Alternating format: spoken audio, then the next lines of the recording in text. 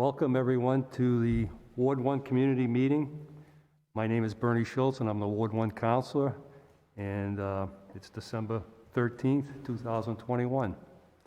And tonight we have Mary Jo Bohart, the Economic Development Director for the City of Fitchburg, and we also have DPW Commissioner Nicholas Erickson, and Mary Jo will be presenting first, but both of them will present and be able to answer all of your questions. So, Mary Jo, take it away. Thank you, Bernie, and I welcome this opportunity. It's always great to be in front of constituents in what I'll call an informal way, because I learn something from the public every single time, and hopefully I'll inspire with some ideas of how the public can get engaged, in this case, in the economic development efforts here in Fitchburg. So I thought what might be helpful to get us started would be just to remind you all of things that I suppose you probably know, but some of these numbers are always changing. So when we say economic development, and I get asked this a lot, what is it? What does it mean?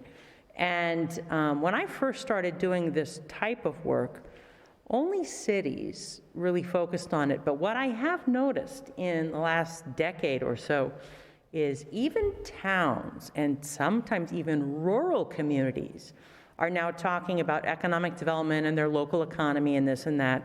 It used to be that communities without that much commercial didn't concern themselves with it much, but now I think everyone realizes that having a bit of commercial, or in some cases for some communities a fair bit, can really equalize the tax base, provide jobs locally, and also provide for the types of services to be had right here in your own community.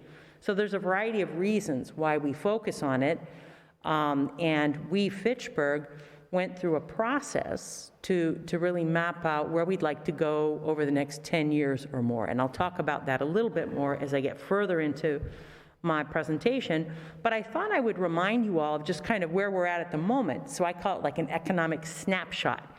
And Fitchburg, just because the 2020 census was recently, the information from that recently was made public over the last year, we now are at about 41,946 as our population, so just shy of 42,000.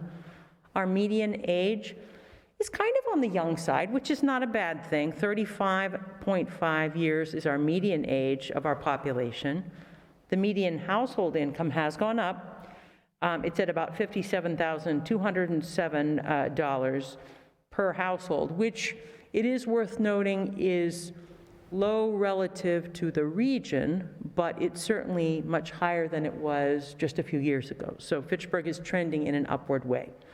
The number of employers, and this is a moving target, so I put the number out, and the one I was able to grab quickly was actually from some census information that went back to 2012. So that's not as current as I'd like it to be, but at that time it was about 2,600 employers. And I'd caution you because not all of them are big corporate offices or brick and mortars that you walk in. We have a lot of small business people. Sometimes they are home-based consultancies, sometimes they're contractors, small businesses of all different shapes and sizes. And we are no different than a lot of communities throughout the nation. We continually hear statistics that small businesses often really drive the economy, even though we often talk about the big ones. The big ones are easy to notice because they're big and you see them. So this mixture of small to large I don't have in this figure, but to think of round numbers, about 2,600 employers. And how many people, employees here in Fitchburg, how many people of our overall population are employees? And it's about just shy of half the population, 19,626, and that figure as well was from 2020 census. Now, so we think of economic development in a few ways. We can think about jobs, we can think about our commercial tax base, the revenue that the city derives from the businesses that are here. And so there's a variety of different ways that we measure how we're doing and where we're heading. One of the things that is an important number to look at is our tax rate, and some of you have been following this. About 2 years ago, Fitchburg transitioned from a split tax rate where the commercial and the industrial were at one rate and the residential was at another. And the city council have been working for quite a few years to get to a unified rate, and that's something that's used by a majority of the cities and towns in the Commonwealth. And we knew that by having a split rate, it was actually probably disadvantageous when we were trying to attract business. So we are now at a unified rate and have been for a couple years. And that tax rate, as of just this most recent tax classification hearing, was $17.61 per thousand value. So that's another measure. Once again, we're looking at how many jobs, how many employees, our tax rates. We can also look at what we call the tax levy, and this is the dollars that the city derives from the local taxes. And that often is split up into residential, commercial, industrial, and personal property. Because we're talking economic development, I'm not going to speak about the residential, but if you blend commercial plus industrial plus what we call personal property, that's the equipment at different businesses. If you put those three categories together, they call it CIP. And so you'll see a lot of mention of CIP when we talk about our assessed values and things like that. And so the CIP tax levy for this fiscal year that we're in right now is about $12 million. And so that's something that's always changing. But what I'd like to point out is that our commercial, or the CIP segment of our overall levy has been growing. And our goal is to keep growing that, because the more we're able to derive from our commercial, industrial, and personal property, then it would ease the burden on the residential taxpayer. So it's a seesaw in some regards. Another type of tax, which we have had here in Fitchburg, it's considered a local option tax by the Commonwealth. We sometimes call it the hotels tax, but I think the Commonwealth calls it the lodging tax. And we as a city opted in to have the lodging tax, and Great Wolf Lodge is our primary lodging business, as you all can imagine. And in the last 10 years, Great Wolf has become extremely fruitful, and the lodging tax revenue that Fitchburg enjoys from Great Wolf has been substantial. In 2019, now I'm going to be very careful with my years here because I'm going to make a point. In 2019, the lodging tax was over $1 million. I think it was $1.1 million. In 2020, it was $991,000, so about $1 million, just shy of $1 million. In 2021, it was $3,000, and I think you all can imagine. Oh, I should advance my slides here. Oh, there it is. Good. So during the pandemic, Great Wolf Lodge was one of the business categories. It wasn't so much due to the hotel as to the water park aspect. They were in hard lockdown there and couldn't reopen for nearly 18 months. So we, Fitchburg, really felt that, as did Great Wolf and their employees, because you can see it, nearly $1 million was out of our coffers because Great Wolf couldn't operate. But the good news is that we have emerged from that period. Great Wolf reopened, I want to say about 6 months ago, and they're doing quite well. So we certainly look for them to flourish. They are one of our larger employers. They have about 500 employees, and they are a significant contributor to our commercial tax base. So I wanted to remind you all that we have a variety of commercial areas, and they're all different. And so each one has its own characteristics and its own needs. When we speak about economic development, I can talk in generalities, but once we get into the granular level, what we might do in the downtown may differ from what we would do along Airport Road, or what we might need to do on Water Street, or what we might need to do at Park Hill Plaza. So each of these commercial areas are an asset to us, both for conveniences, goods and services that we can get there, employees, taxes, quality of life, all of the above. But they're all very different. And you'll notice one thing too, several of the commercial areas, and I'll read them one after another for those that are watching at home. The downtown district, which is our central business district, and it has historic architecture. It is our oldest commercial area. The Water Street or Route 12 corridor, which is considered our primary gateway into the downtown. The John Fitch Highway corridor, which is currently an automobile-oriented retail environment, but I think that that over time could change and possibly become more pedestrian as well as automobile-oriented. The Lunenburg Street corridor, which is primarily neighborhood commercial, and the Lunenburg Street corridor is another gateway into the downtown, in this case coming from the northeast. The River Street corridor, which is a western gateway into the downtown. The Park Hill Plaza or Electric Ave neighborhood commercial center. Summer Street and the Airport Road corridors, which is commercial and industrial. The South Street or Wayland Street corridor, which is advantageous due to its proximity to Route 2. West Fitchburg and the Route 31 corridor, which has a variety of different things. Mixtures of commercial, industrial parks, and of course, Great Wolf Lodge. And then the Ashby State Road corridor, which goes to our northern areas, into our more rural part of our city, but there are nodes of neighborhood commercial on that as well. So you've probably noticed, I've said the word corridor several times, and what that's implying is that several of our commercial areas are linear. And actually, our downtown is linear too, if you really want to get specific, because from one end of the downtown to the other is like a spine. So we in Fitchburg, as we focus on economic development, we're often looking at areas that have a long character to them, length and so on.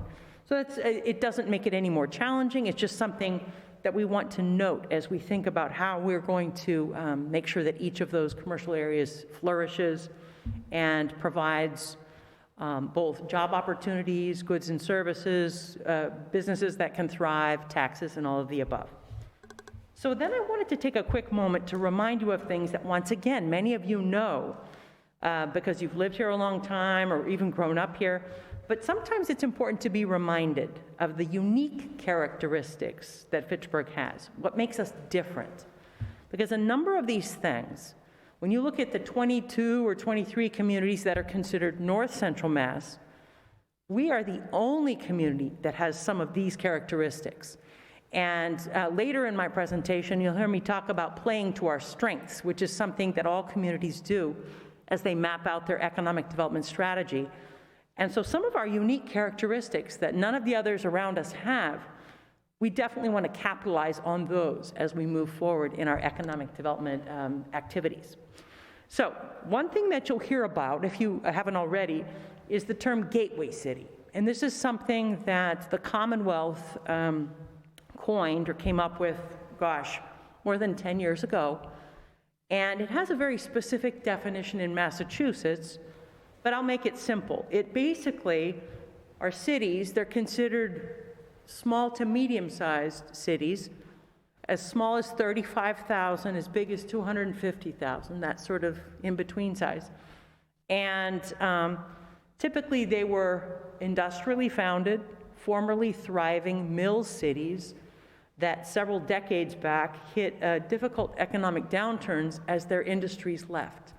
So they were founded on industry, thrived, but then there was a long period of downturn, but the bones were good. And these gateway cities in Massachusetts, one by one by one by one, are all working on reinventing themselves, revitalizing themselves, and kind of flourishing in a whole new way. So they'll never be, when you think of Fitchburg and all of our paper manufacture, or you think of Lowell and its textiles, or you can think of, a number of different gateway cities that had a very specific type of industry or industries that were there. We're not necessarily going to reinvent that, but when you look at the historic architecture of our downtown, which is directly related to the wealthy mill-owning families, and if we didn't have the industry, well, we wouldn't look like we do. And so we're different than all the other cities in our region because of things like that.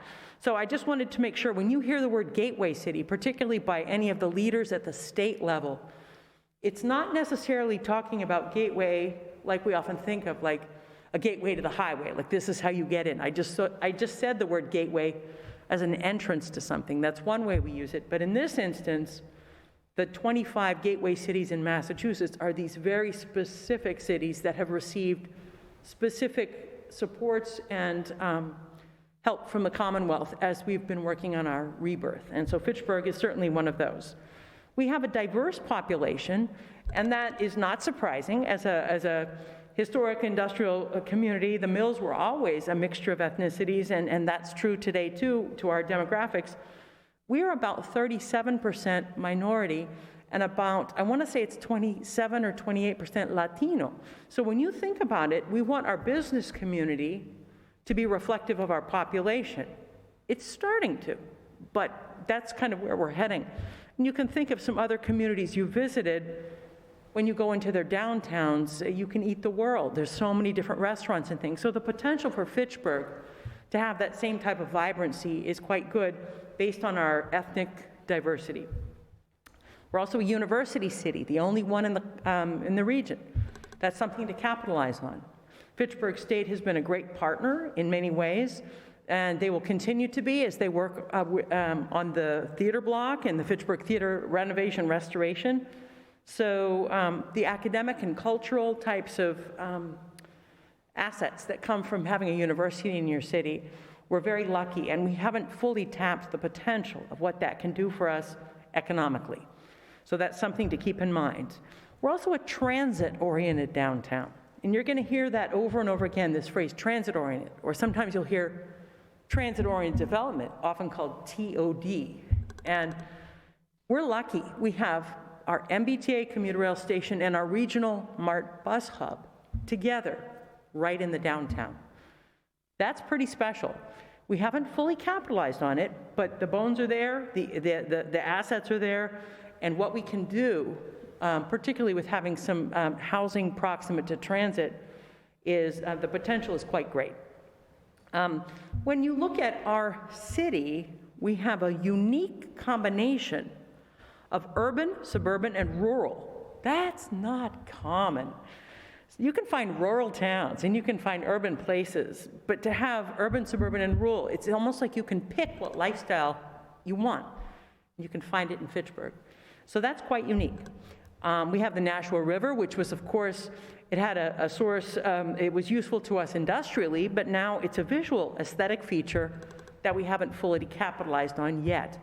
But because it has been cleaned, and so the environment is ripe for us to now have more walkways and things that orient to the river, because it is a visual element that is unique. The Fitchburg Airport, municipal airport, just went through several years of some modernization upgrades, which will take them into the future. It was the elongation of the runway, building a new terminal building, having 24-hour fueling, all these types of things to attract the users to the airport, and thus businesses that serve aviation, businesses that are ancillary to the airport. And so once again, it's another asset that we're lucky to have. We have more affordable housing, at least at the moment. Who knows where things are heading? Everything is getting much more expensive, of course. But when you look at Eastern Mass, the Fitchburg real estate market, you can get a really nice quality home here for much more affordable prices. And in that sense, we are a very family-friendly community, and a lot of people find their way to Fitchburg when they're seeking to buy a home and start a family and that sort of thing. And so that is a real asset, and family-friendly as a theme is something that was articulated in the Economic Development Strategic Plan. And so that topic comes up again and again, and you might be surprised that housing and economic development have a relationship, but they actually do. If you have a community which has ridiculously high-priced housing, you could get a number of employers to locate there, but can the employees afford to live there? And so we're very fortunate that at this moment in time that we're at, businesses that locate here their employees find that it's refreshing how they can find a place to live, and it's not exorbitantly expensive here, which is great. We have established arts and culture assets. We have the Fitchburg Art Museum. We have two very active, long established theater groups. We have an arts community of artisans and crafters. We just had an amazing, many of you attended it, Winter Bazaar, which was just at the City Hall and in the downtown district this past Saturday. And that's just another example of the types of creative forces that exist here, and it's only going to become more pronounced.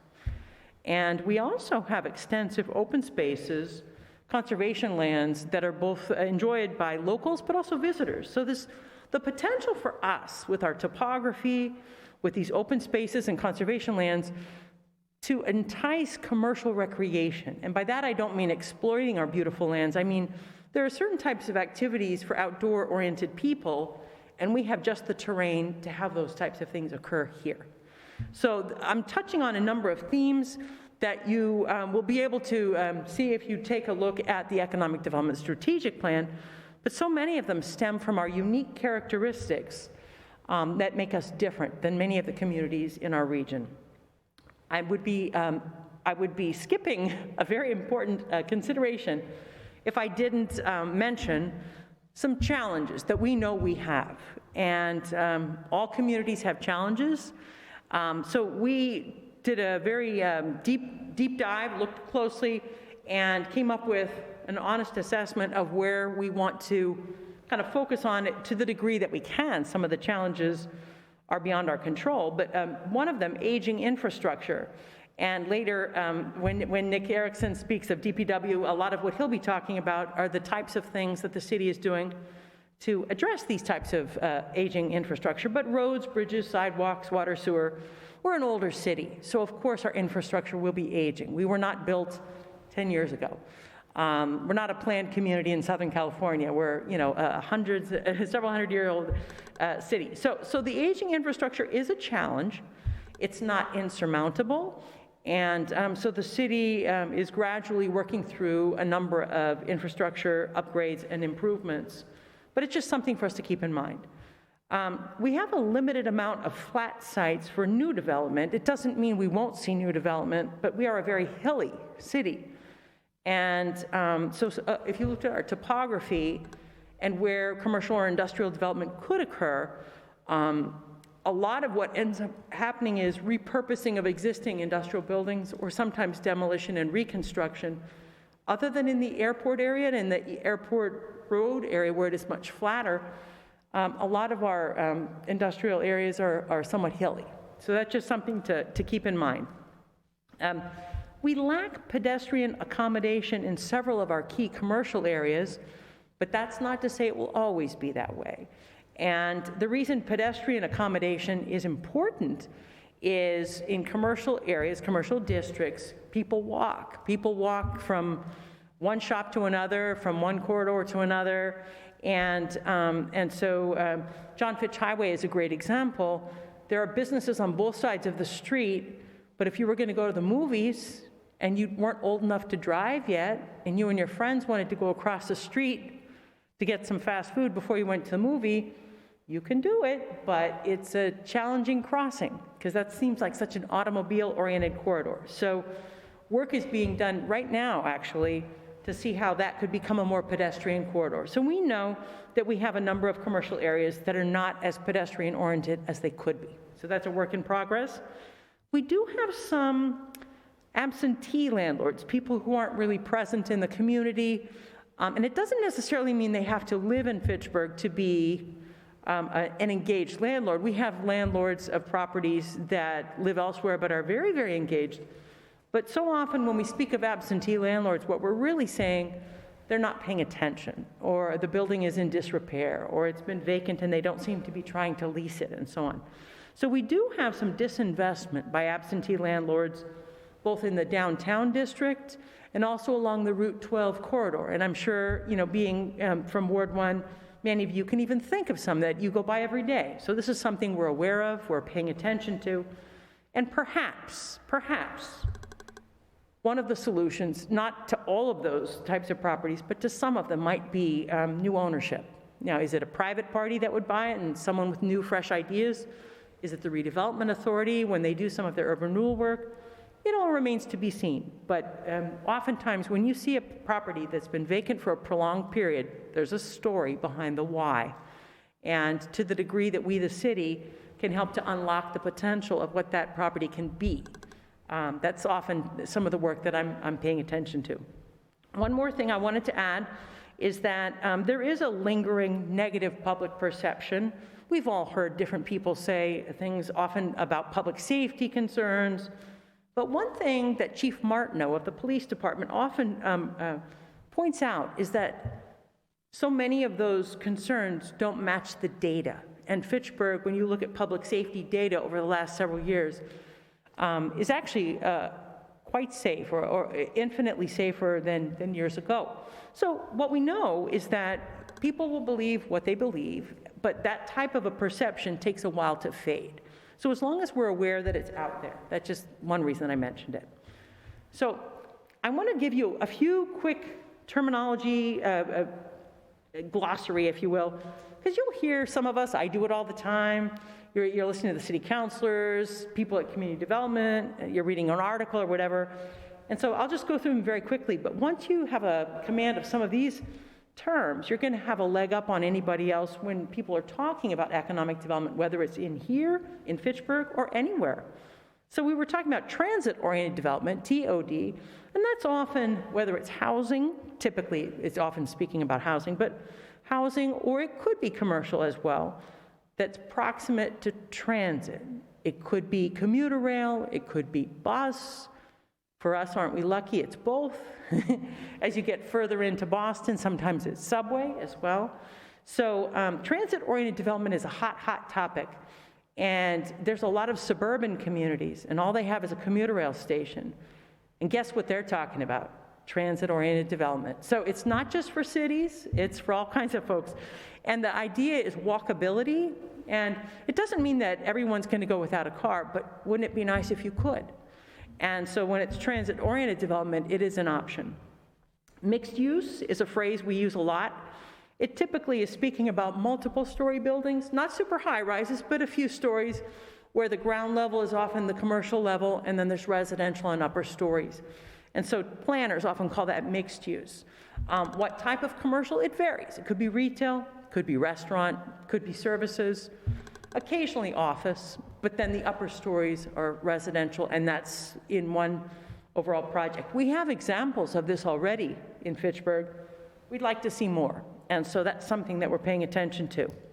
Leakage. This is a term you hear a lot, and it came up in our economic development strategic planning process when we learned, some data was analyzed, Fitchburg has a leakage problem with regards to spending on dining outside the home. There was a common misconception that maybe Fitchburg families or folks didn't eat out much. Well, not true. They were eating out to the tune of like $89 million a year of spending outside the home on food. But only about $30 million of that was being spent in Fitchburg. What leakage means is when consumers are spending outside of the community in question. What it means is we need more dining because our locals are going elsewhere to find that dining. Sometimes it might be retail or it might be other types of things that are being obtained outside, but we know we have a leakage problem that we want to address with regards to our dining sector. So that's something that we pay attention to. You'll hear a term CDC, Community Development Corporation, and that is a nonprofit. They exist all over the country. Ours here locally is New View Communities. They're at that 470 Main building. They do redevelopments that are often residential, sometimes commercial as well.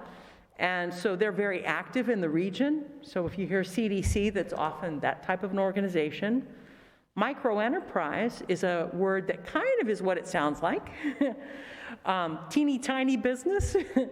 And HUD, which is one of our main funding sources for some of the work we do, they have a very formal definition, 5 or fewer employees, where one of those employees is the owner. So teeny tinies.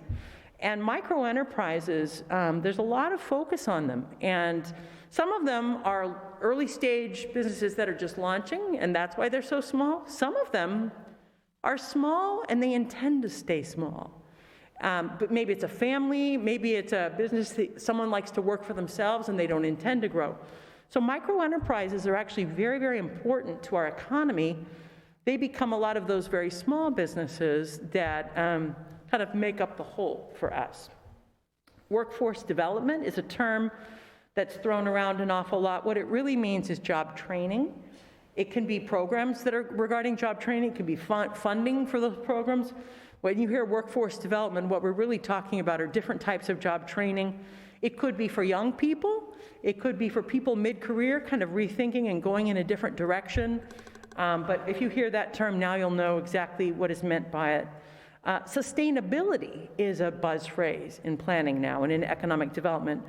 And it often is used in two different contexts. One is environmental sustainability, and then one is often the economic sustainability. And of course, if we had our preference, we would like both.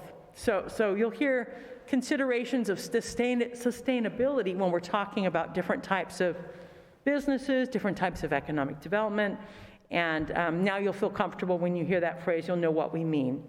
Another very common phrase you're hearing just in the last few years was equitable or equity in economic development. What that's really referring to is striving for diversity amongst our local entrepreneurs. So when we say equitable, we want everyone to have an opportunity to whether it's launch a business or do whatever. So if for some reason, whether it's women or minorities or whomever, has not really had much of a presence in our overall market, then we try and diagnose, what was it? Was it access to capital? Was it skills? Was it job training? What might it have been? So we really would like to see more equitable economic development moving forward. We're doing pretty well, but we'd like to do even better. Another term that's been around for, about 20 years, you probably have heard it, is the phrase brownfields. And what does that mean? And so what we're really talking about are industrial or commercial sites, properties that were used industrially or commercially for years. And it doesn't mean they're contaminated necessarily, but the way the US EPA defines it is known or suspected contamination. Known or suspected. It could, you don't know. Someone may not have tested yet, but if a site has been used commercially or industrially, chances are it might have had something. So, and then once testing is done, once it's kind of determined, oh, there is something, then those types of properties, it's not that they can't be used again, it's just that certain things have to be done so that they can be used again safely. And there's always a cost. And so, fortunately, Fitchburg has been fortunate to receive a fair bit of grant funding to support the cleaning up of brownfield sites. We were such an industrial city, we had a lot of them. These were used industrially 100 years ago, and then as they got repurposed one by one, they had to be cleaned up so they could be used again. And so it's an ongoing effort on our parts. But one thing I wanted to add, there are plenty of brownfields in communities that weren't founded on industry. So just in case you think it's only gateway cities like Fitchburg, no.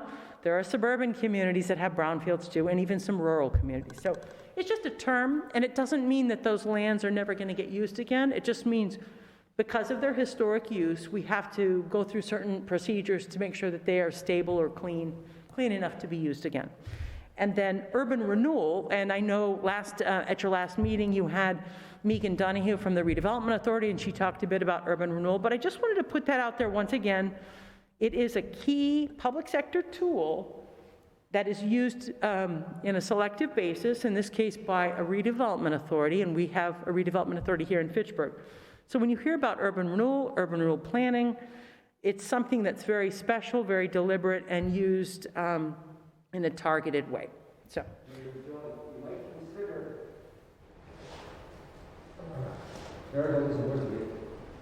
urban restructuring or urban revival as opposed to renewal. Possibly so. Renewal refers to, we've been here, so we're going to be building up here for bigger income. Revival doesn't have to be big incomes. Well, you bring up a good point, because sometimes we can get maybe caught up in the semantics, the word itself. The phrase urban renewal, and I'll just speak of Massachusetts, you could speak nationally as well, it has a very specific legal meaning, very, very specific. But we can do revitalization work anywhere. Heck, so sometimes when people see an area being cleaned up or tidied up or fixed, they think it is urban renewal. But urban renewal would be a more heavy-handed approach that's used in the more challenged areas where private market forces are not causing the change to occur, if that makes sense. I'll go a little quicker because I know I'm getting long and I don't want to take time from the next speaker, but I wanted to make you aware that there have been an awful lot of planning documents and studies, and I'll hold up some of them, and all of these are available on the city's website, but that may be hard for you to find, poking around to find this one or that one. So you can always email me, and at the end of the presentation, I'll give you my email address and so on. But one of the ones, and this one here, is the Economic Development Strategic Plan. It was the result of a year-long planning process with civic leaders, about 20 business representatives, and this turned into a guide. It's not etched in stone, but it's a guide on where we think we want to head, playing to our strengths, taking into account some of our challenges, looking at the opportunities that exist and saying, this area, this area, this area, this is kind of where we think we'd like to head.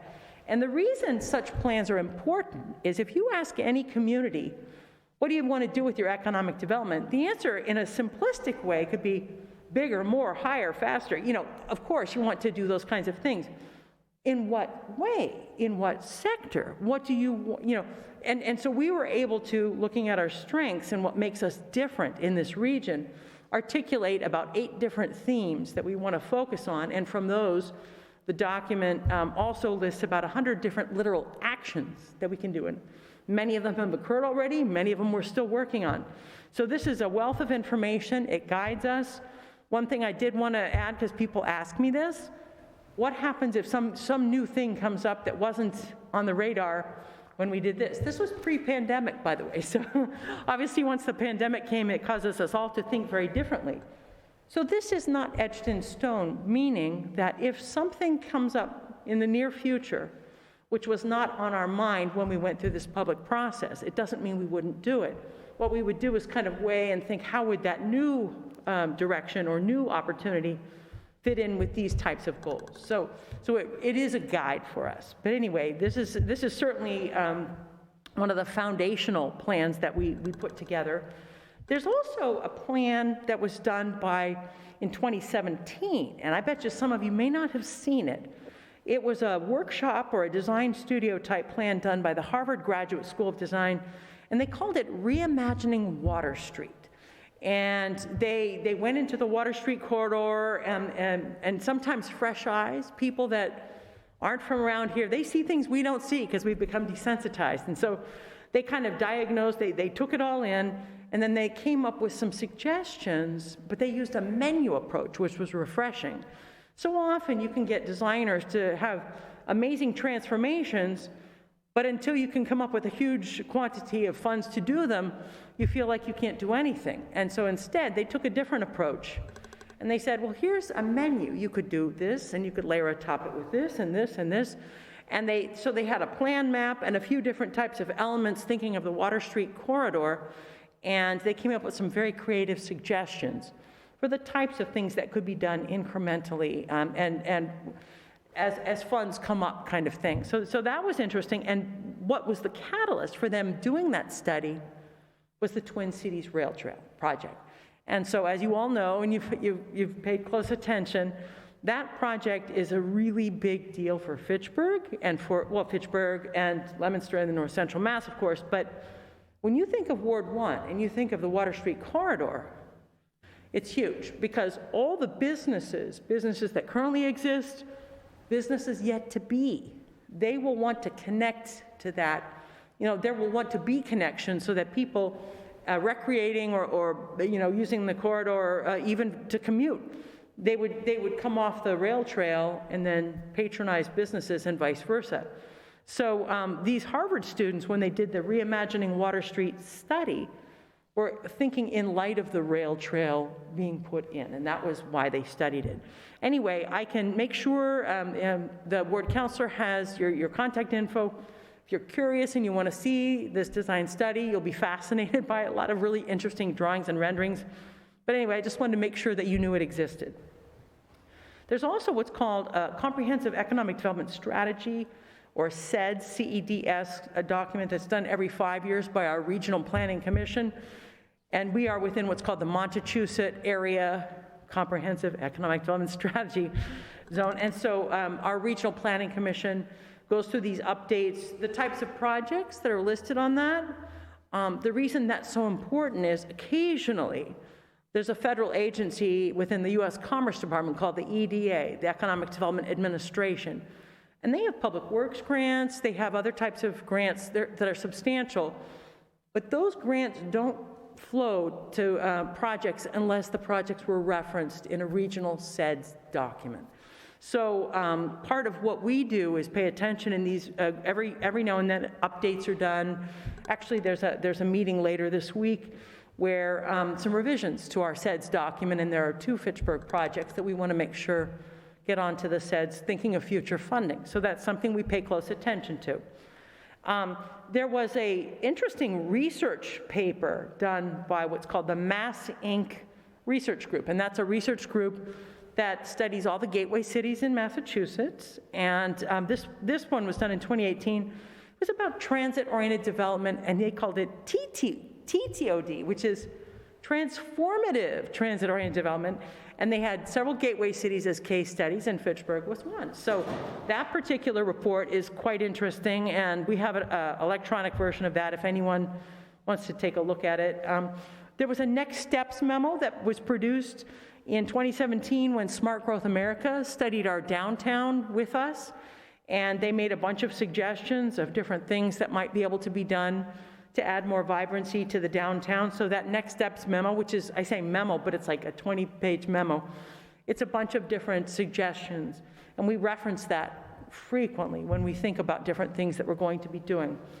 And I want to mention a very fresh study that was done just over the past year in 2021, the John Fitch Highway, I'm going to get the name of it wrong, but I want to call it the Resiliency Project.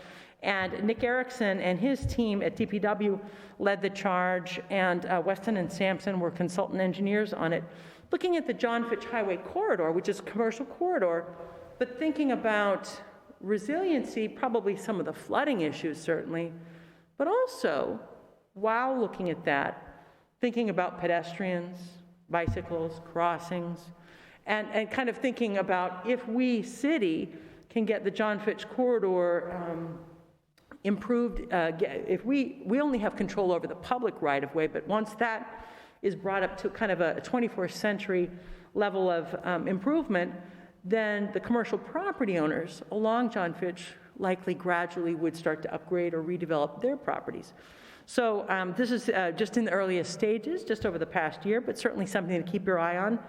And then I did mention as the last document, because it's in process, and as I said, Megan Donahue presented to you all, probably in early 2022 is when the urban renewal plan will get formalized and ultimately go to the city council. It's a downtown Water Street urban renewal plan update. So that's something that the first public meeting, I imagine, will be happening shortly after the new year, and probably something that you all would want to attend and be active in. I wanted to point out something, I guess it's the obvious, but when there are long vacant properties, there's, you guys, when you're out in the community, you are so helpful because you're the eyes, the ears, you're paying attention. So you're probably wondering, why doesn't somebody do something? And I hear people say that, why doesn't somebody do something to this or that? And so often, the story behind is, first thing, ask yourself, is that publicly owned or privately owned? Okay, if it's owned by the city or the redevelopment authority, that's one thing. But if it's in private ownership, there's not always, the city doesn't have as much leverage as you might think. But that said, I did want to just draw a couple. There's several properties along Route 12 in the Ward 1, but I just threw out a couple that I know you're well aware of. So when you think of 519 Water Street, which we often think of the Tremontosi site, that's the family that owns it, but it was a former Other Side nightclub. There was a fire, I want to say 15 years ago, maybe you guys correct me, maybe it was further back than that. It has a very large, I'll call it a retaining wall. I don't know if that's the right word for it, but it has structural concerns. And yet it's a big piece of land when you look at Route 12. That's a big piece of land by Route 12 standards. So that's certainly one that's on our radar. And I know the redevelopment authority is looking at that property as being something that obviously has a future, and we're not quite sure what yet. Another one that I'm sure many of you know is 325 Water. This was the old Giordani's Furniture building. It's been vacant for, gosh, maybe about 20 years. There was a new owner who came on the scene in 2018.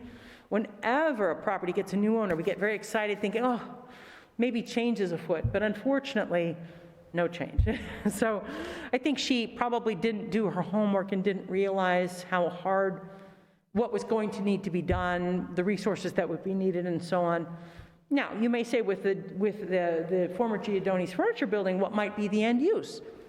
Well, it could be mixed use. We were talking about what mixed use means. It could be residential. Would the building get kept? Would the building be demolished? I mean, all these things are kind of in play. But I just put those out there as a couple examples, certainly not a comprehensive list. I just wanted you to start thinking about as you go about your daily life when you see underutilized properties.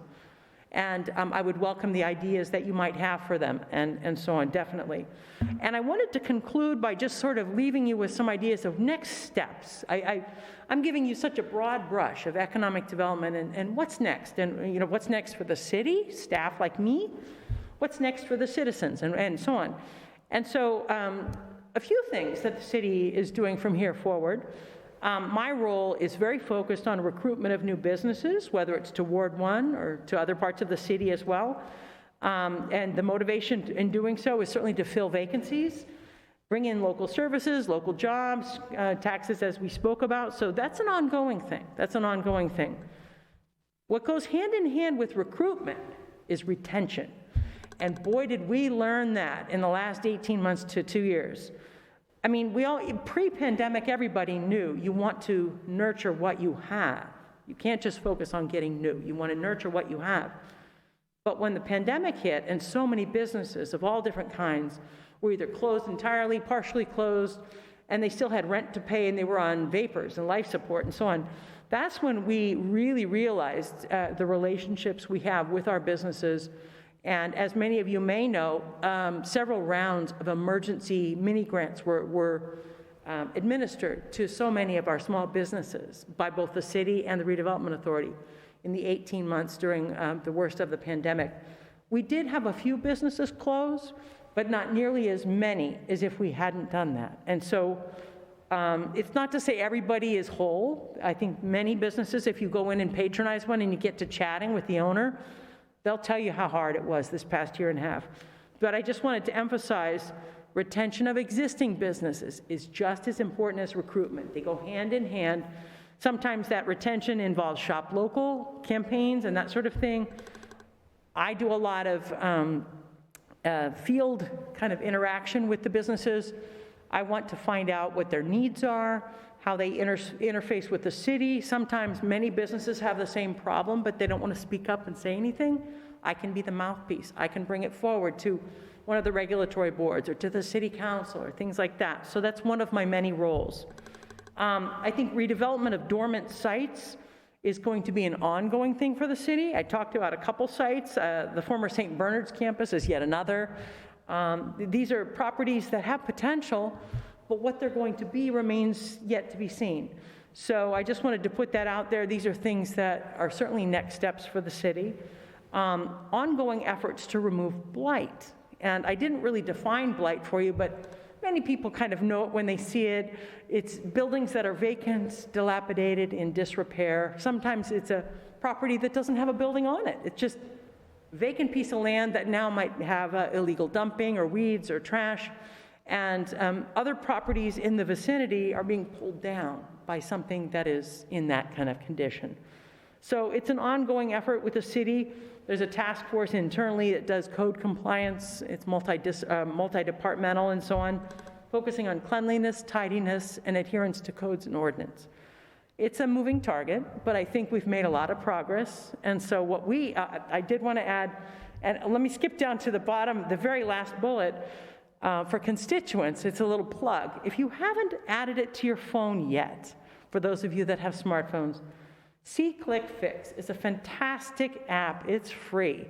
And if you're ever walking or driving and so on, and Hal Smith is a really good user of SeeClickFix.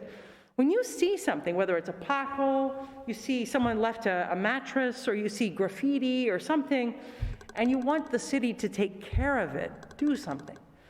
The quickest way, and I mean this, the quickest way for that to get solved is to take a picture of it or go into SeeClickFix, say, I just saw this, this is where it is. It immediately triggers a bunch of responses, starting with the health department, then often to DPW, or to some of the other city departments, and the wheels start turning, and then that, whatever you saw gets addressed. So sometimes citizens don't know what to do. They may go on social media and just go, SeeClickFix, I'm a big fan. So anyway, I would recommend anybody here or anybody that's watching at home to put that app on their phone. I think it's a great way for constituents to make a difference as we move forward. And one more thing I wanted to add regarding the Twin Cities Rail Trail. Advocacy is going to be really, really, really important for the next year or so for the phase 2 to get completed. We've all seen the construction go on. It's very exciting. The bridge is over Route 2. You see the rail trail and so on. But the phase 1 will conclude at the Patch neighborhood, right in Ward 1. But that's not the end of the trail. The trail is going to continue along the Route 12 corridor and ultimately go over the Nashua River behind the Market Basket and be at the intermodal. But the design of that last section over the Nashua is not yet completed.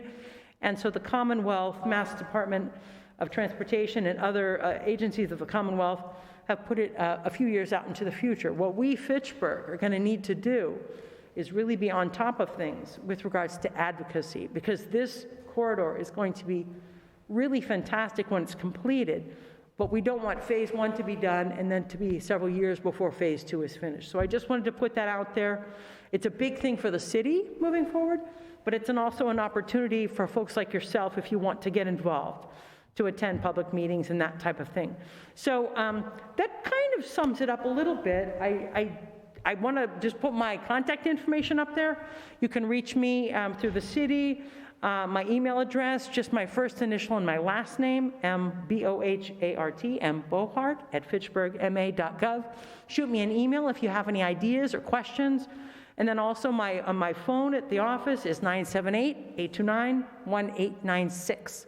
So thank you so much for this opportunity to talk about economic development. Thank you. Thank you, Mary Jo. I think at this time we'll try to, if anybody has any questions for Mary Jo. Yes. You can add to that the trash tax. That's a free one. Tells you when things that happen, when things change, what happens seasonally for hazardous waste disposal on the trash tax all comes up. That sounds good. That's another free app in the city. Do you find when you use SeeClickFix that a photo is just part of what, it's not just, you're not just typing in, but you take a quick picture? Is that, because that really helps. Yeah. About using the Fifth Mass Turnpike area for industrial development? Well, you know, that is certainly in West Fitchburg. It has been looked at when the city was going through its citywide rezoning, which was over the past year. I think it does make sense in some ways because it's so close to Route 2, but there's also a lot of residential right nearby, so it may or may not be the most logical spot. There are other places in West Fitchburg, what we often call the West Fitchburg Lagoon site. It's kind of near the former Newark Paper facility, which now is called Greer.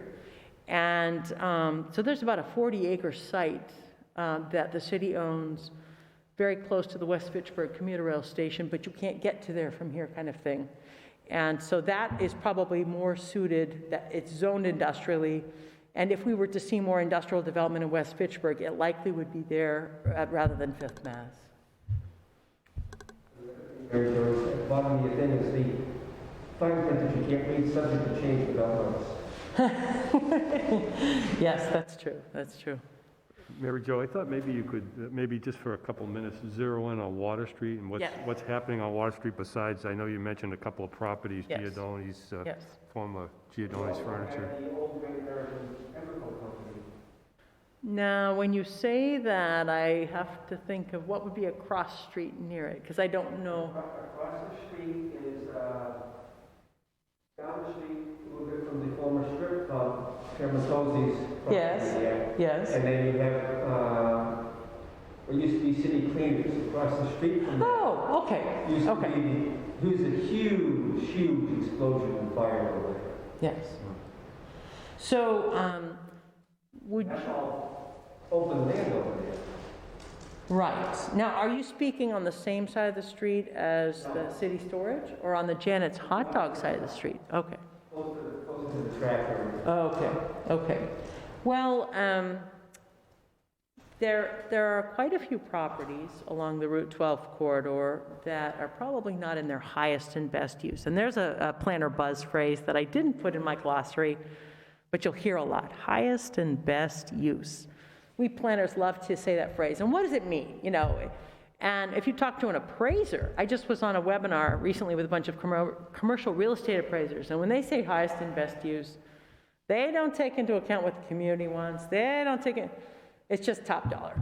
You know, that's all they care about. Well, we are a little different. We're thinking what's good for our community, what's good for our residents, what aligns with our plans and things like that.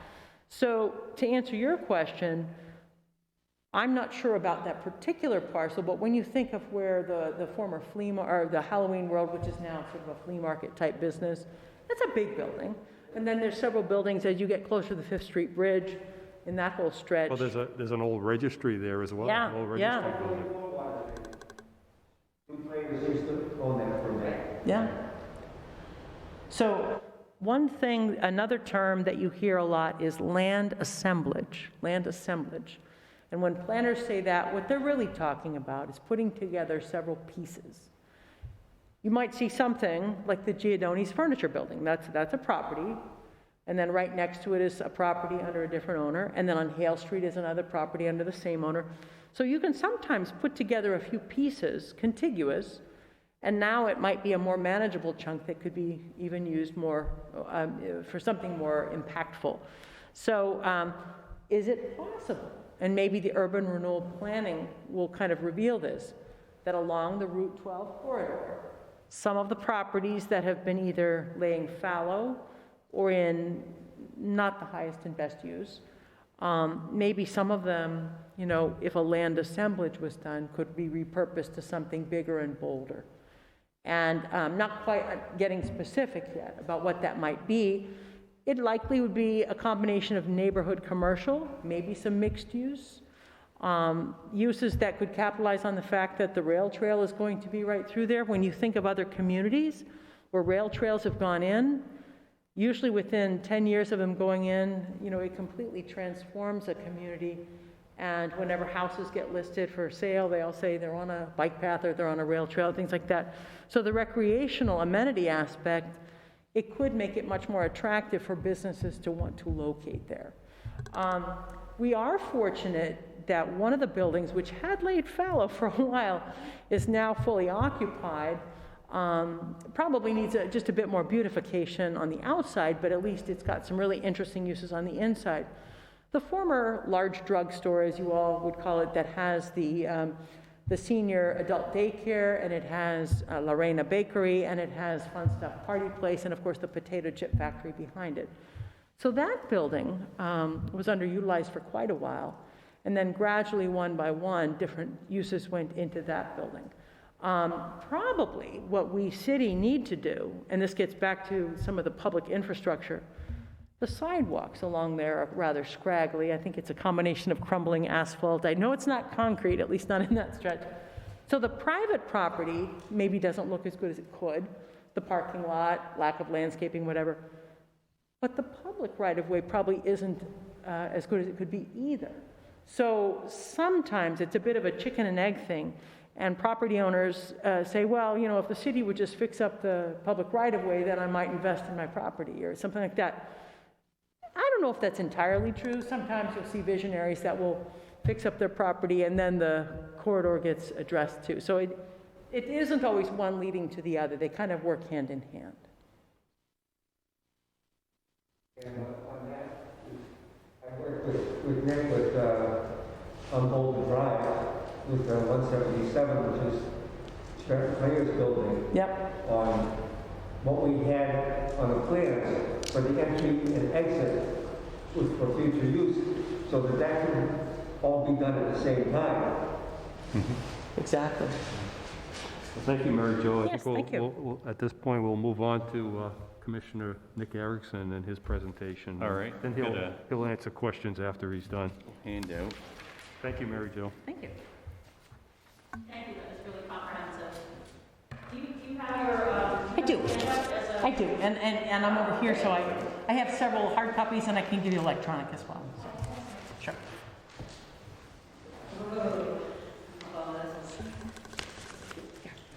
Thank you. Sure. Can you just do brief introductions, because I don't know if the other person here on Sally. Hi, Jen, nice to meet you. Gary. Hi, Gary. I am Hal Smith, I'm here, there, and everywhere. Some of the things we talk about getting diversity is, Newview is working a lot with people of minorities and trying to help them with their businesses and get them going in Fitchburg, and have done a lot with businesses in Fitchburg to get a broader spectrum of people. Yep. Thank you. Go ahead, Nick. All right, so you heard Mary Jo talk a little bit about some of the aging infrastructure in Fitchburg. So I thought tonight I'd kind of give a little explanation of how we go about kind of addressing some of this aging and failing infrastructure.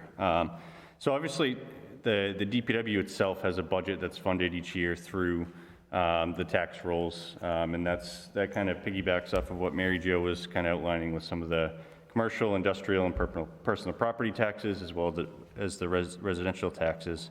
And that budget funds the kind of the daily operation and maintenance of the DPW, patching potholes, fixing sidewalks in-house, plowing the roads, and so on and so forth.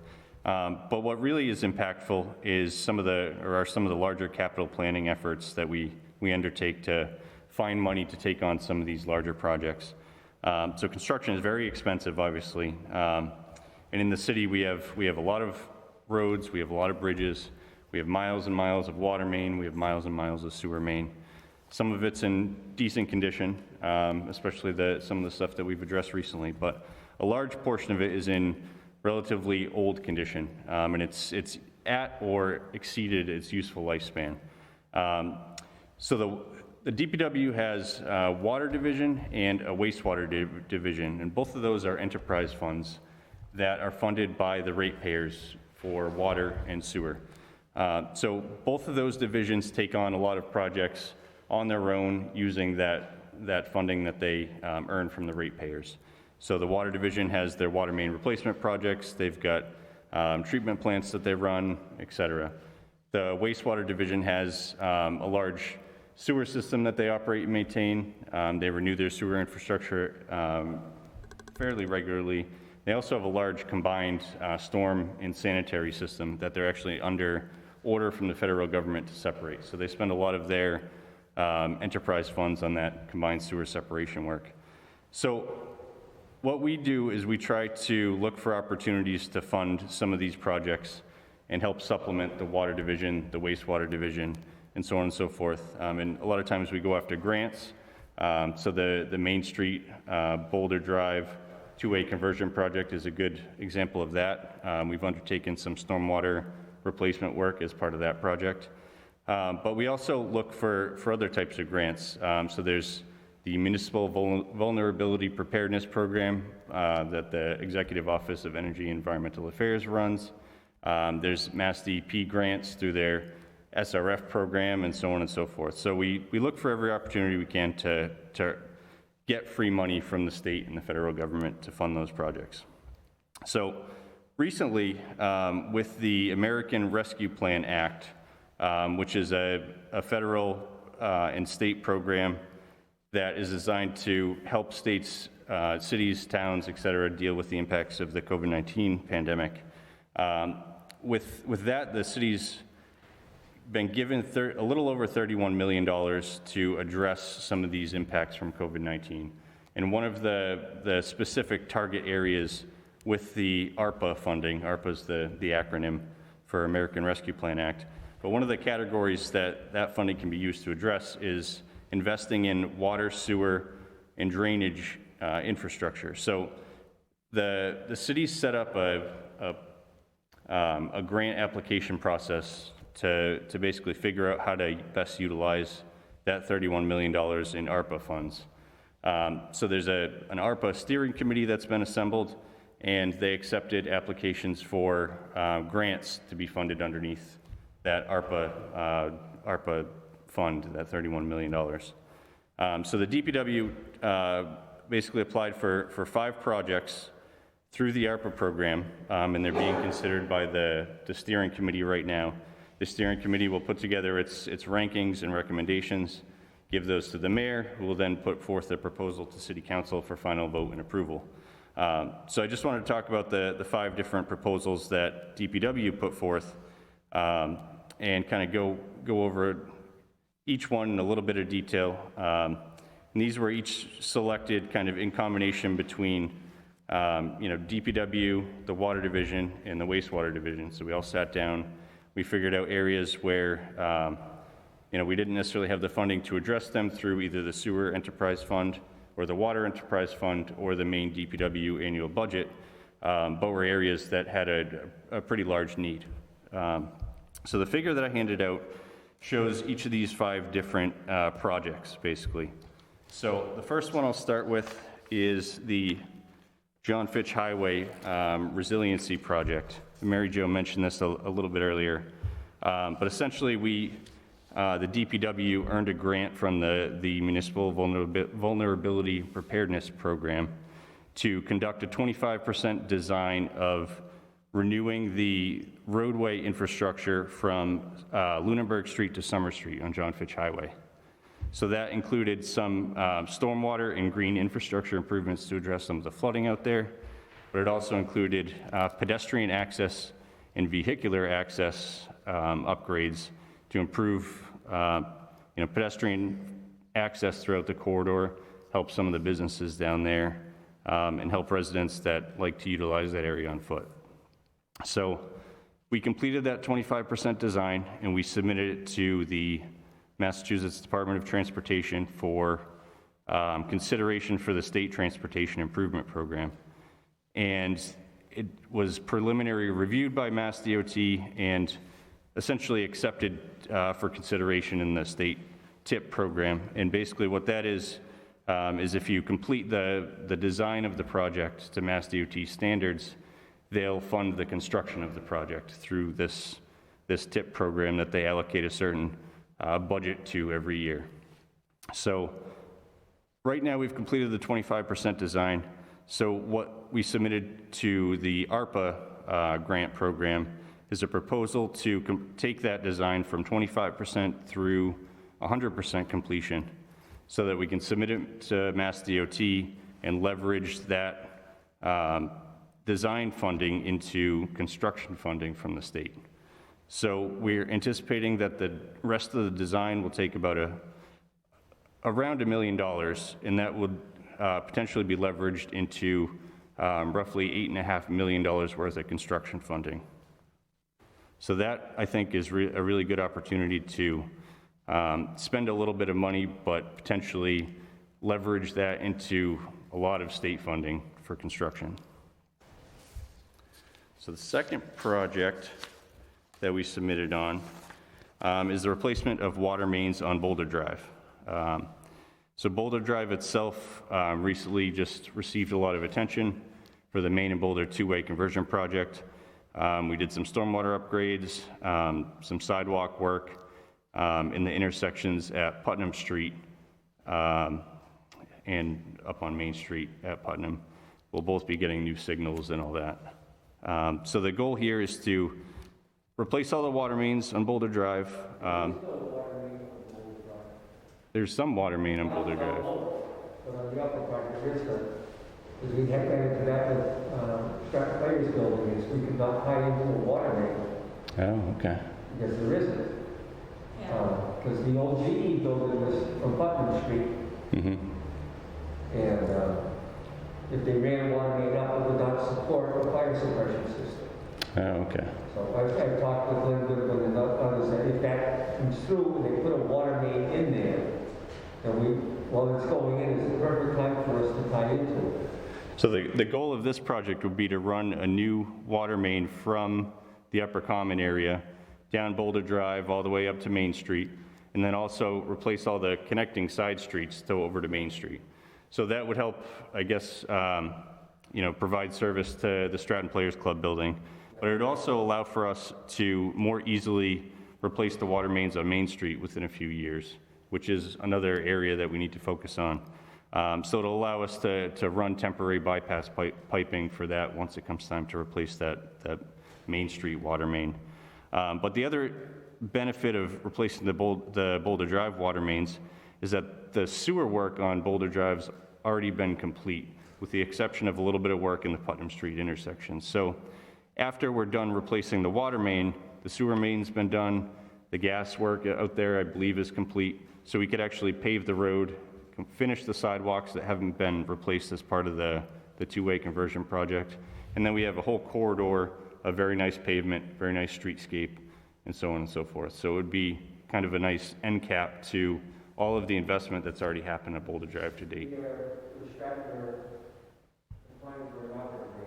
And one of the things is to get electricity, Unitil wants us to trench across Boulder Drive to bring power across and get that in before you're finished and not dig up a new road. Right.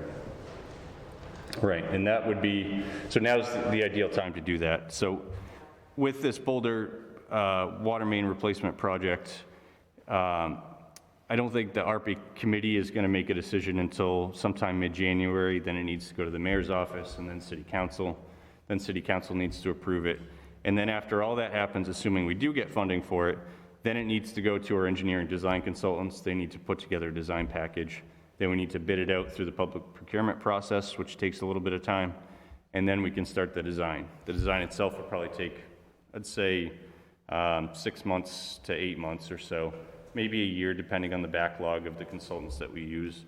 And then after that, we can bid the project out with our construction documents and get a contractor on board and build it. So there's still quite a bit of time between now and the actual construction. So I think the Stratton Players Club will have plenty of time to address that electric. Yeah.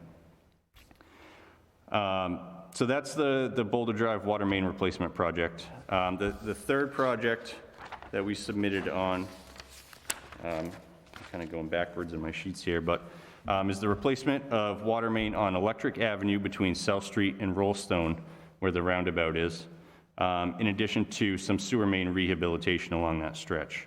And the sewer main rehabilitation actually goes a little further beyond the Rollstone roundabout, all the way up to roughly Clarendon Street. So the section of water main in this area is more than 100 years old. It's extremely undersized, and it impacts the fire protection along that stretch of the roadway. And there's also a little bit of a commercial corridor in that area up near Park Hill. So replacement of this water main would benefit the residents in that area, the surrounding neighborhoods, and also that commercial area over there at Park Hill. And then after the water main's replaced and the sewer main is rehabilitated out there, we'd also come in and pave the roadway. So that stretch of Electric Ave right now is in pretty rough condition. I drive it every day. My truck hates me for it, and it really does need to be worked on. But unfortunately, we can't pave that road until the water main goes in, because otherwise we'd be looking at digging up a brand new road if the water main fails. So that's a situation that we're faced with throughout the city. We have a lot of old, aging infrastructure that really needs to be replaced, but we also need to pave the roadway. And we kind of need to wait until the infrastructure is replaced in order to do that paving work. Otherwise, we're kind of just setting ourselves up for, wasting money.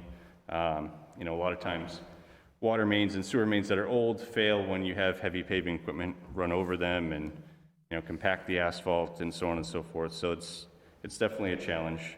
And this is one of the projects where we're hoping to renew the infrastructure so we can come in and pave the road and make it nice and smooth for everyone again. So the next project is very similar to what I just described for Electric Ave. and that is the replacement of water mains and performing some sewer rehabilitation on Airport Road between Bemis and the bridge over the Nashua River. So you're probably aware we repaved Crawford Street from the bridge over the Nashua River to the Leominster Town Line, not this past construction season, but the construction season before. So that paving project was great, but we still have a really rough patch from Bemis to that bridge over the Nashua River. So the reason why we left that stretch unpaved is because of the infrastructure underneath the roadway. So the water main itself was installed in the 1930s. That's in really rough shape. And then we also have some combined sewer in that area that needs to be separated. And so that work all needs to be done before we pave the road. So this proposal would aim at renewing that infrastructure and then coming back after it's done and paving the roadway. And then we'd also look at upgrading the sidewalks out there, maybe installing some green infrastructure to brighten up the corridor, help facilitate better pedestrian access throughout, and make it a better place for businesses and patrons and all that. There's also some commercial or potential commercial industrial area further down Airport Road, which kind of touches on some of the things Mary Jo was talking about. So renewing this corridor would potentially help spur some of that development further down the line. And then the final project that we submitted on is the intersection of North Street, Pearl Hill Road, and John Fitch Highway. So I realize this isn't in Ward 1 necessarily, but I'm sure you're all familiar with this intersection. So here we have water, sewer, and drainage that needs to be upgraded. We've got Putz Pond right next to that intersection. Putz Pond itself has relatively poor water quality. Over the years, it's started to fill in because of all the kind of poor drainage in that area. Sediment gets in there, all the road sand from winter salting and sanding operations. So we really want to try to address the water quality of stormwater entering Putz Pond. So we have an opportunity to potentially do that with this project.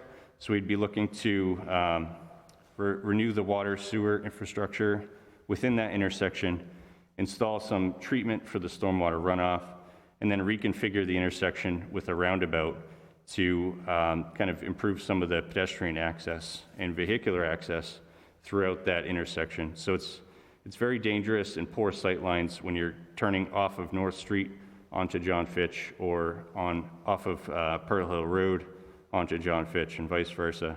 So, right, it's. And I hope it's a large roundabout. Yes. Not a little mini one. Trust me, I share your thoughts about the small roundabouts in the city. So we own the city, I believe the Conservation Commission actually owns Putz Pond, and that intersection itself, we have quite a large right-of-way area. So I think the roundabout that we could install there is significantly larger than the Main Street at River Street roundabout and the Rollstone at Electric roundabout. So I think this would be an excellent use of ARPA funds. We do have the college right there. There's a lot of pedestrians that access the main campus on North Street and the athletic fields down on Pearl Hill. And there's a lot of vehicular traffic that goes through there. And it is a relatively high crash intersection, I believe. So I think coming in after all this infrastructure work is done, putting in a roundabout will help alleviate some of those safety issues. So those are the 5 DPW-specific ARPA proposals that we put in. Water Department and Wastewater Department each had their own smaller proposals to help renew some of the water and sewer services to some economically challenged households within the city. So those efforts were led by the Deputy Commissioner of Water Supply and the Deputy Commissioner of Wastewater, and they presented on those kind of independently. Thank you, Commissioner Erickson. You know, I mean, a lot of these projects aren't exactly in Ward 1, but they're going to certainly benefit the residents of Ward 1. Certainly Park Hill is very close to Ward 1 and is used extensively by the Ward 1 residents. So all of these projects are something that would definitely benefit everyone. Yeah, well, part of it is. It's kind of the boundary, yeah. Yeah, Yeah, it's right on the edge. yep. So there were a handful of other projects that we also considered. The city has $31 million to spend. The total of these 5 proposals was about $15 million, so that's half of the city's ARPA money. We realize, DPW realizes that it's a long shot to get all of that work funded, so we're happy to work with the mayor, the city council, the steering committee to kind of modify these proposals to come up with something that works with everyone's thoughts for funding all of the other projects that also had, you know, grant proposals submitted for. And then when it comes to other projects that weren't considered for this ARPA funding specifically, Main Street being one of them, Main Street water mains, combined sewer separation, the Main Street area, you know, those are other projects that we'll look to fund in other ways in the future. So whether it's low interest loans or going after additional grants or perhaps maybe a free cash appropriation from city council and the mayor, those are all things that we could consider.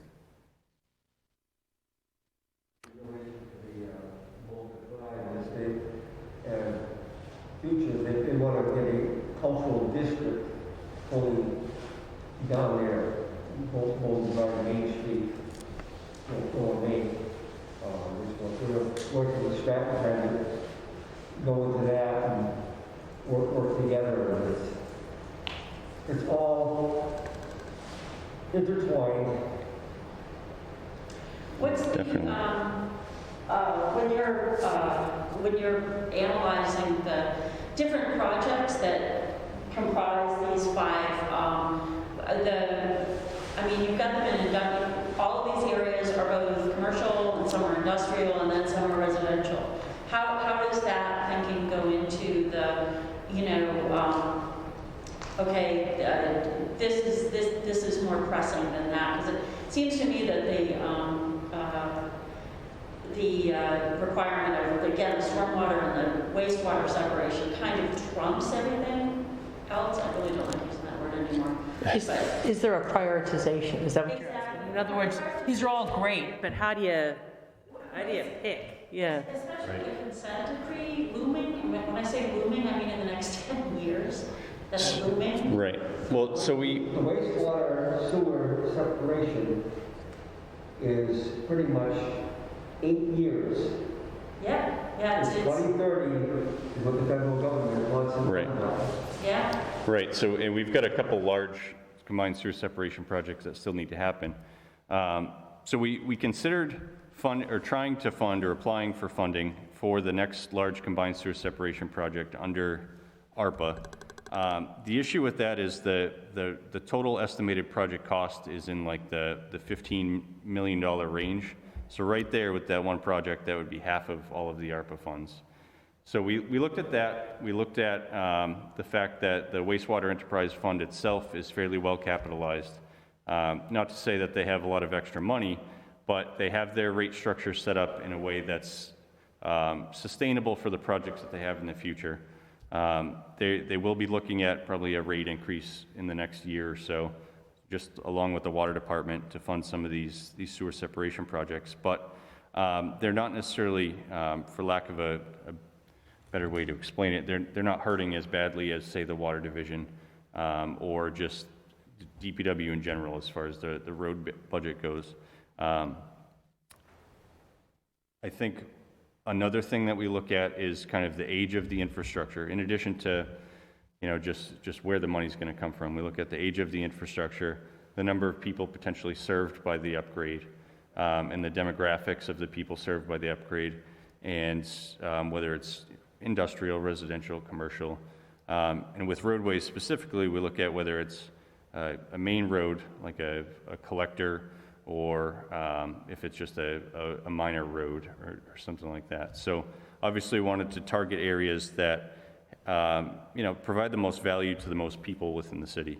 And we're not focusing on just a little dead-end cul-de-sac neighborhood in one area of the city. We're trying to target larger areas that, by renewing that infrastructure and paving the roadway, we're impacting, people that might live and work right in that immediate area, but also a lot of the other people in other parts of the cities drive through that area or utilize that area more frequently. So it's a lot of things to consider.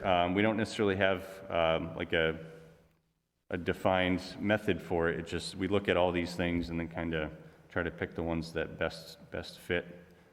We also looked at the total project cost for ARPA proposals specifically, because we realized that just DPW can't take up all the funding.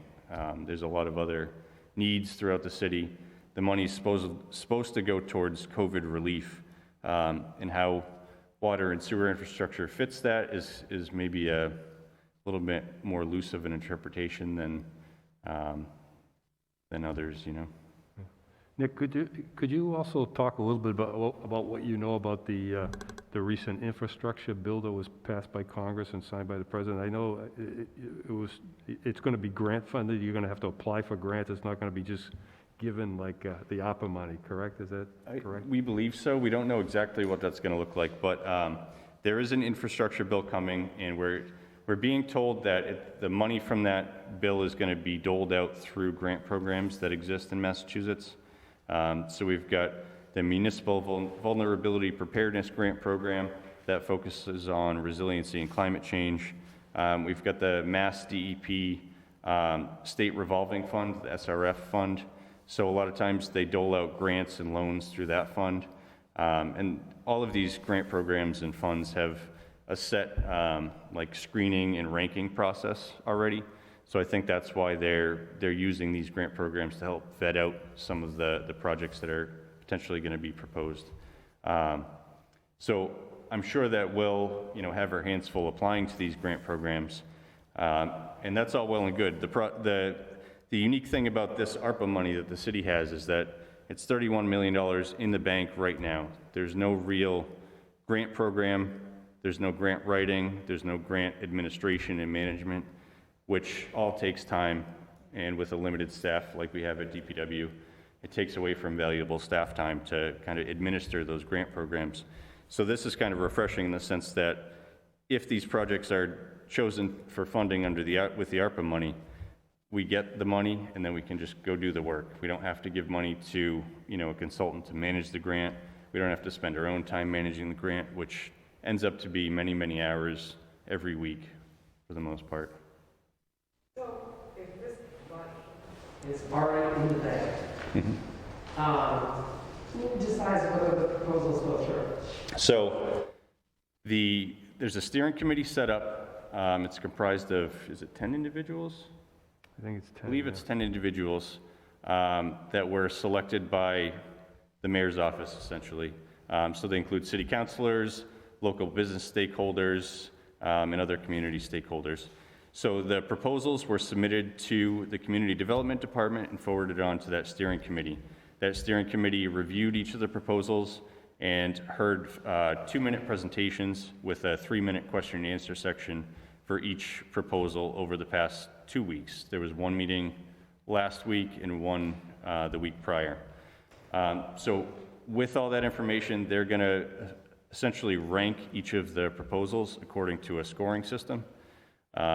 And then that ranking will help prioritize the projects, and that list of priorities will be given to the mayor. And the mayor ultimately will have final say over whether that list of or ranking of priorities stays the same or gets tweaked slightly.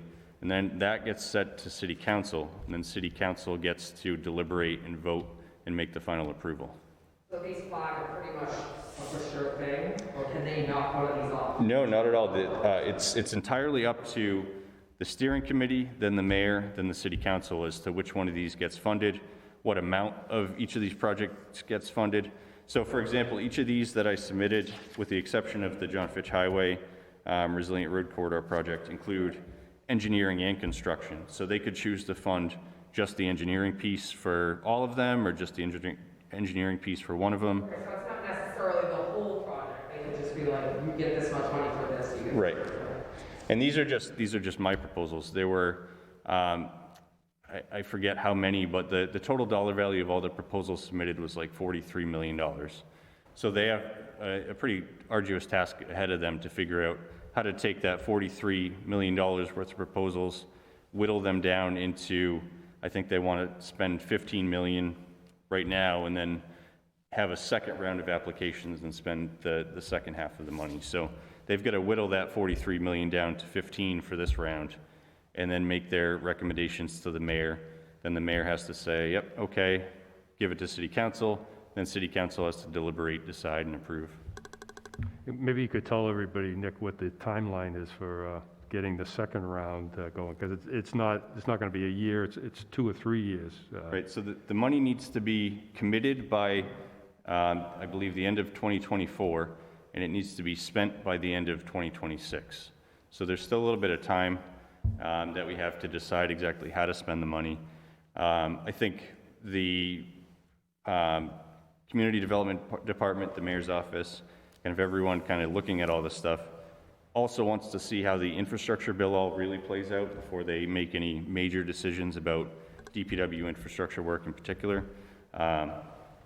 So there's been some discussions about maybe funding the engineering piece of these projects, so that if there is infrastructure bill money that comes, we can fund it with that, and not necessarily take all the ARPA money and dump it into infrastructure, because there are a lot of other community needs that have been expressed through some of these ARPA grant proposals. Nick, I had a question. People ask me, and I know very little. You're the one that knows it all. Combined sewer storm drain separation. If you were to think of Fitchburg and all of our water and sewer infrastructure throughout the city, is it fair to say that the areas where it's still combined or had to be addressed follow kind of along the Nashua, or is that no bearing at all, and it's just the age? In other words, are there parts of our city where it's never been an issue? I assume, you get to our rural areas, they're on well water, obviously not an issue, but was everywhere combined? Only certain areas combined? So it wasn't everywhere, but it was a large portion of kind of the downtown, like South Street area that was combined. So that's... It's just over, the treatment plant gets overrun with runoff water. Oh, yeah. It's combined. Right. Yeah. So we had kind of the Westminster Street corridor that had, it had all the mills that would pump all of their waste to the West Plant at one point Sure. in time. So that included their roof runoff, some of their parking lot drainage, Exactly. plus all their processed water. So that's considered combined. Okay. Then you had other areas in like the Main Street, Water Street, Clarendon Street area that were all combined. So the Main Street area is what's being targeted with the next combined sewer separation project, and that's probably the largest project to date. So we've had, I think, I want to say 5 or 6 projects to date. So there was Main Street, Moran Square area. There was Beach Street and Hazel Street area. There was the 4D project, which was like Baptelle Street, Lunenburg Street, Ray Ave, Shelley Ave, that whole area on that side of the city. So there's been some large projects done to date. But the Main Street area, I think, is going to be one of the most challenging, just because everything's so tight. There's a lot of buildings down there. There's a lot of infrastructure that's difficult to diagnose, figure out whether it's connected to sewer or storm. And then we've got... Trolley tracks. There is, Almost yep. those. We ran into that on Summer Street. We repaved Summer Street this summer. We ran into cobblestones 3 inches below the pavement and trolley tracks in some areas. Yeah. And we've also got Punch Brook, which runs kind of through the downtown area and empties out into the Nashua, and there's two branches to Punch Brook. Some of it runs underneath buildings. So with the combined sewer separation project, one of the targets for all of that stormwater that's being taken out of the sewer system is putting it into Punch Brook. But before we do that, we need to understand how well Punch Brook looks right now, what condition it's in. So Exactly, and we got to figure out what the inside of that culvert looks like, so that's a lot of, inspections and smoke testing and all that stuff to figure out what we can do there. Okay, any other questions before we conclude for the evening? I have a question from a resident today, and I'm sorry, it's not a current one, but they wanted to know, could you just talk a little bit about Circle Street and the construction there and the bridge and timelines? Sure. So I believe that's being designed right now by DOT. I want to say there's somewhere between like the 50 and 75% design. I think the plan is to go to construction in that sometime late next construction season, so 2022. I would anticipate it taking about a year to construct, so it'll be done hopefully by the end of 2023, just as the construction on the River Street Bridge will be starting. And I know the River Street one, they talked about going up Main Street to River Street, and they also advised to where the timeframe when the big festival happens, because that's going to have big trucks going through there is not going to be a good time. Yep. No, you're absolutely right. So I believe Mass DOT will be willing to accommodate the Greek festival. One of the other concerns that was raised was just the detour route itself. West Street to Wallace Road is probably the preferred detour route for large truck traffic. But West Street itself is in extremely rough condition, especially from, I guess it's Sheldon or Westminster Hill to Wallace. So I submitted some comments to DOT. Councilor Squalius submitted some comments to Mass DOT about the same. So we're hoping that DOT helps us out, basically, and would be willing to at least come in and maybe mill and pave that road for us ahead of the bridge construction. A suggestion is to add a second detour for trucks that come from Lunenburg Street onto Main Street and up Summer Street, is to go over the Water Street Bridge and go up Route 12. Mm-hmm. That would eliminate them from Upper Main Street. Yeah, that's a good idea. Yeah, so that's, I mean, we'll have to work closely with DOT and Fitchburg Police to make sure that, signs are posted and detour routes are updated with, Google Maps and Bing Maps and all that stuff. We tried to coordinate closely with Fitchburg Police Department for the sewer separation project that's going on now, especially when we had to shut down Water Street for that, 2 or 3 month period there. We had our challenges, but it seemed to work out fairly well. So that was a good learning experience, and I think we'll be able to do even better next time, especially with Mass DOT's assistance. I just had a thought when you mentioned the Greek festival. I heard some time ago that roundabout's probably going to go away when the construction happens in that area. Is that true, or is that being considered? We're definitely considering alternatives. So the wastewater division's got to get in there with their combined sewer separation project for that neighborhood. We do recognize that was funded through a grant through community development, and we're very happy that we got that grant and did all that work. The roundabout itself, I think a lot of people aren't happy with the kind of compact dimensions of the roundabout. So I think we're thinking about maybe looking at just a stop sign for Main Street at River at that roundabout instead.